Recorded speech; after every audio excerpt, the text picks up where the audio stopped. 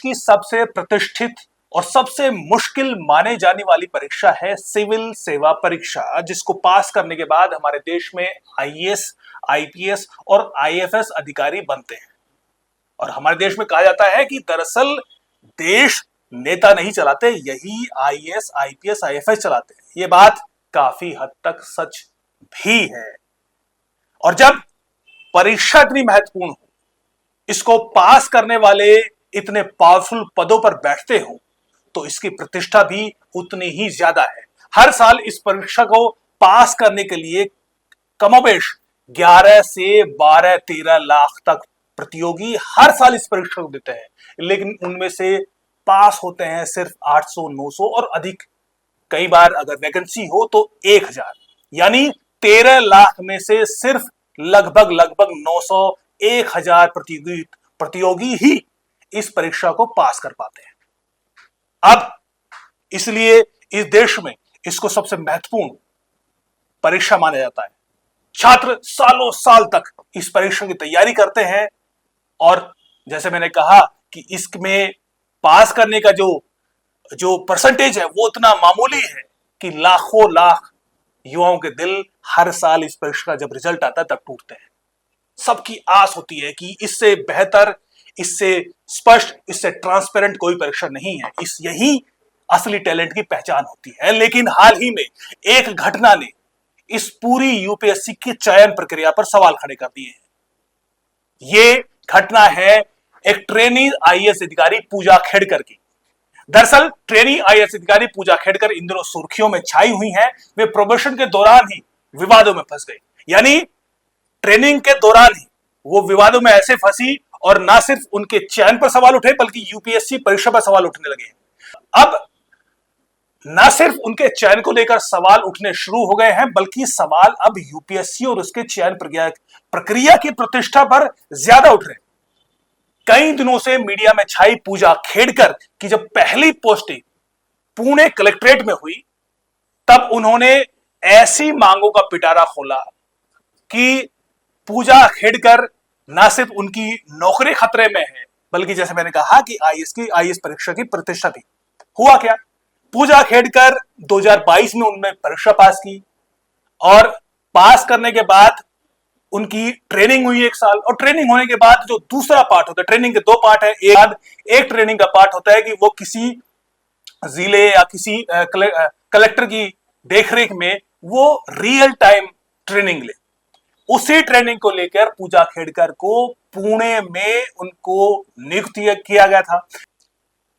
लेकिन नियुक्ति से पहले जो मैंने कहा कि पुणे में उनको कलेक्ट्रेट में एडीएम के पदभार पर उनको नियुक्ति मिली थी। इससे पहले कि वो पदभार संभाले, खेड़कर ने कलेक्टर और डिप्टी कलेक्टर को एसएमएस करके, व्हाट्सएप मैसेजेस करके उनसे ऐसी ऐसी मांगे रखी कि उन्हें क्या क्या सुविधाएं मिलेंगी। व्हाट्सएप पे पूछा, अधिकारियों से पूछा, ऑफिस के दूसरे कर्मचारियों से पूछा कि उनका ऑफिस कैसा होगा, आवास कैसा होगा, आधिकारिक वाहन कैसे होगा, ऑफिस की जगह कैसी है। जब उनको बताया गया कि आप पहले यहाँ पर जो पदभार संभालिए, उसके बाद आपको बताया जाएगा। जब वो यहाँ पदभार संभाले पहुंची तो उन्होंने देखा, उन्होंने अपने ऑफिस उनको पसंद नहीं आया।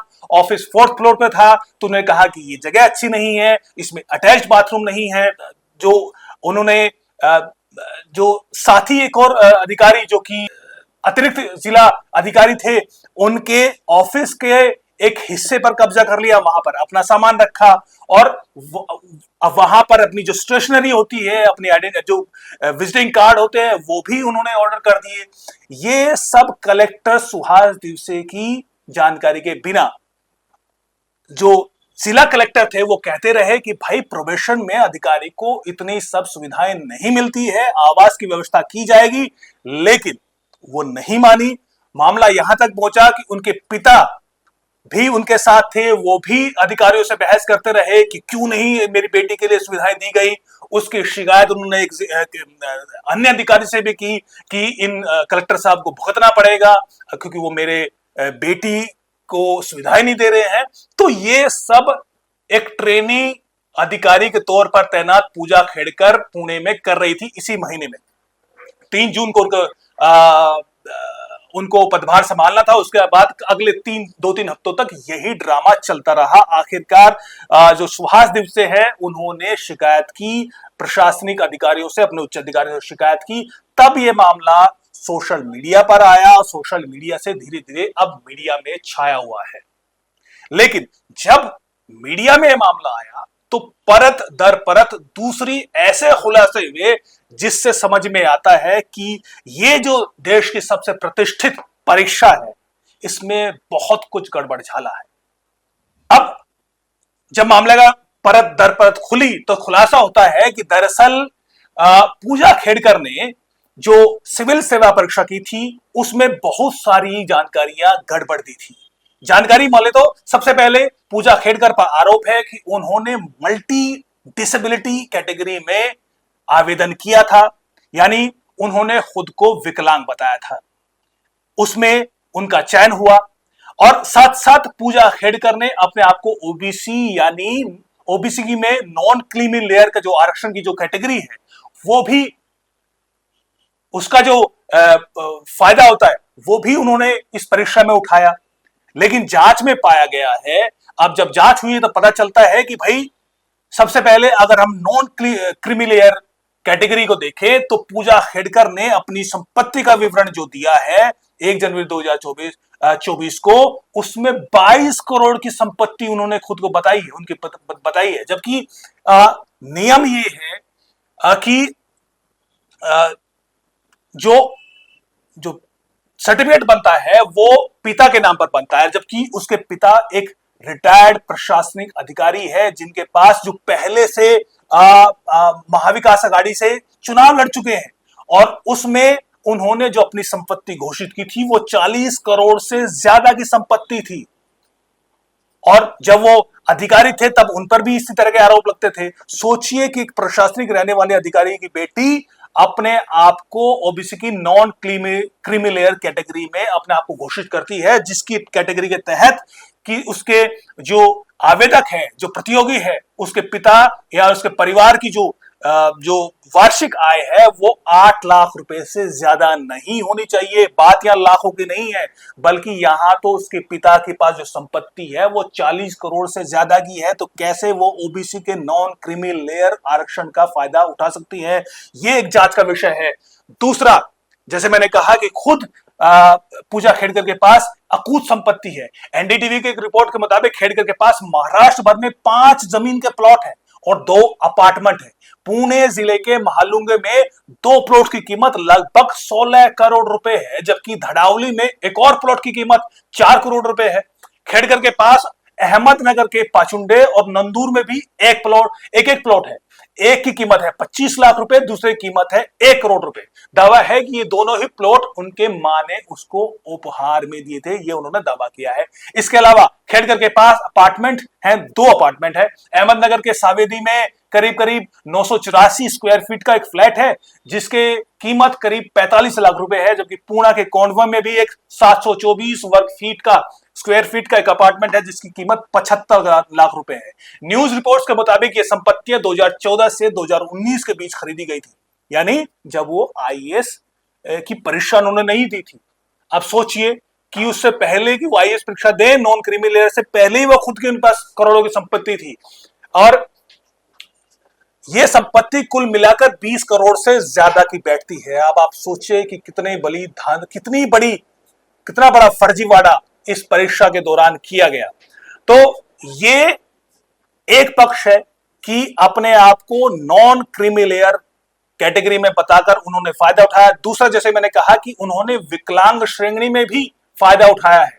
उसमें जब उनकी आमतौर पर होता यह है कि आप उस कैटेगरी में, जिस कैटेगरी में डिसेबिलिटी का दावा करते हैं, उसके बाद में यूपीएससी मेडिकल कराता है। लेकिन रिपोर्ट्स बताती है कि 6 बार पूजा खेड़कर को मेडिकल कराने के लिए बुलाया गया, लेकिन हर बार पूजा खेड़कर ने यूपीएससी की मेडिकल जांच को मैं वहां पहुंची ही नहीं, जांच कराने से मना कर दिया। महीनों सालों तक गुजरने के बाद जब यूपीएससी ने उन पर कार्रवाई करने की बात कही तो उन्होंने एक प्राइवेट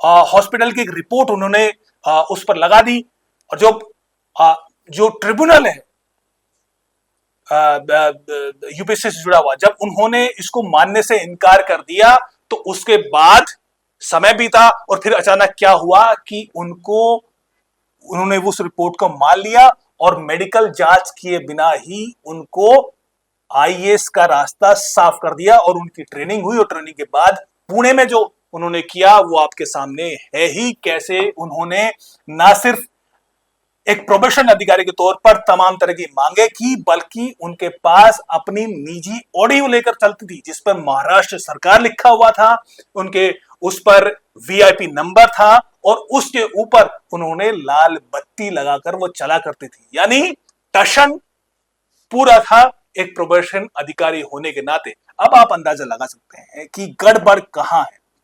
हर एक स्तर पर यहां पर धांधली की गई है। अब सवाल यह उठता है कि देश की सबसे प्रतिष्ठित परीक्षा, और उसको परीक्षा को ऐसे ही वो प्रतिष्ठित नहीं है बल्कि उसके पीछे हर एक स्तर पर जांच होती है। प्रतियोगी अगर पास कर ले तो उसकी आईबी रिपोर्ट भी उसके पीछे उसमें कोई आपराधिक मामला तो उस पर नहीं चल रहा, कहीं कोई गड़बड़ तो नहीं है, वो उसका पूरा करियर क्लीन है और उसकी हर एक डॉक्यूमेंट की जांच की जाती है। तो कैसे पूजा खेड़कर ने जितनी तमाम जो प्रोटोकॉल्स हैं, जो अलग अलग लेयर्स बनी हुई हैं जांच की, उनको सभी को पास किया। और सबसे बड़ी जो मैंने बताया कि कैसे मेडिकल जांच को धता बताते हुए उन्होंने मेडिकल जो उन पर आरोप है कि 6 बार उनको जांच के लिए बुलाया गया, वो नहीं गई, उसके बावजूद भी यूपीएससी ने उनके आईएएस बनने को क्लियरेंस दे दिया। क्लियरेंस देने वाले कौन थे, कहां पर गड़बड़ हुई, अब उसकी जांच होनी बाकी है। अब मामला पीएमओ तक पहुंचा है। पहले एक ट्वीट सीएम ने भी किया था, अब उसके बाद मामला पीएमओ तक पहुंचा है और पीएमओ ने एक सदस्यीय जांच कमेटी गठित की है। अगले 2 हफ्तों में उनको जांच की रिपोर्ट देनी है।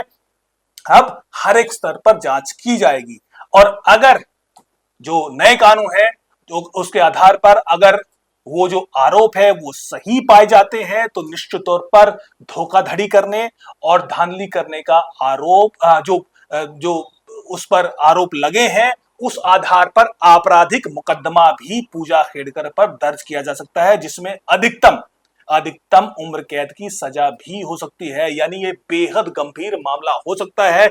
यहां पर जरूरी है कि जिस तरीके से यूपीएससी की चयन प्रक्रिया पर सवाल खड़े हुए हैं और यूपीएससी को अपनी प्रतिष्ठा को बचाने के लिए एक बेदाग, एक सही तरीके से जांच करनी होगी, क्योंकि लाखों लाख स्टूडेंट, लाखों लाख प्रतियोगी जो हर साल इसमें बैठते हैं 10 से 13 लाख, ये उनकी आस्था का प्रश्न भी है और ये उस व्यवस्था का प्रश्न भी है जो कि इस देश को चलाते हैं।